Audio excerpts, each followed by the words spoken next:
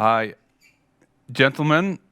Bruce and Raz, we agreed to be as informal as possible, so just mentioning by our first names. How are you today, Bruce? Very good, thanks.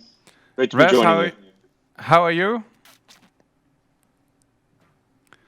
I think we can't hear you, but I think our technicians will make sure I'm that... fine. Oh, I'm yes, fine. yes, Thank yes, you. yes, you're fine. Yes, we How can are hear you you? now. I'm very good, thanks, very good. Looking forward to the topic of today. We just have about, let's say, 35 to 40 minutes. I hope we can address the questions and the topics that are on our list as far as possible today. Let me start with a kick-off question. Perhaps you've listened to my introduction, but I try to frame the question of today, the combination of AI and cybersecurity. Is AI a game changer? Is it a solution? Or is it a threat? Bruce, what are your first thoughts on these questions? Quite honestly, it's actually all of the above. I mean, Okay. it's tremendously, it's fantastic that we've got the arrival of artificial intelligence that's been worked on for many, many decades, but the arrival of these things in a way that's much more usable and is having real impact right now in business. But at the same time, it remains that we have our cybersecurity issues, and the emergence of ways of combining these two is what I find truly exciting. Thanks. Raz, what's your take on that?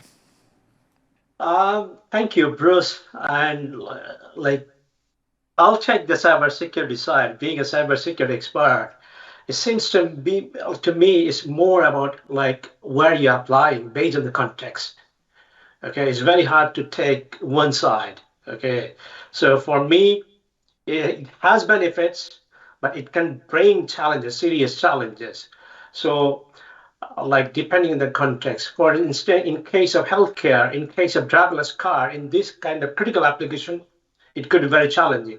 Probably you have seen this driverless car was planned to be on the road by end of 2020, but still they are not there. Okay, it may take another 10 years. And cybersecurity of the AI and safety of the AI, this is one of the reasons. So I think it's mixed. It's really hard to say one aside. Yeah. Thank you. Yeah. It's all of it. So it's quite a political answer, I must say. But let's see if we can find some one-liners from your side as well. But Bruce and Raz, before we already got many questions coming in from the audience, so I'll try to just take them as the lead for our conversation. But in practice, Bruce, also a bit elaborating on your background. What's your experience and your current activities in the field of cybersecurity and AI? So I come from a traditional cybersecurity background, where it was all about penetration testing, exploring the limits of the safety and security of a system, but also traditional defenses of systems. And what we observe now already in the last couple of years is simply the fact that bad guys, the opponents, in other words, are very quickly able to use artificial intelligence techniques. I mean, these things have become to an extent commoditized.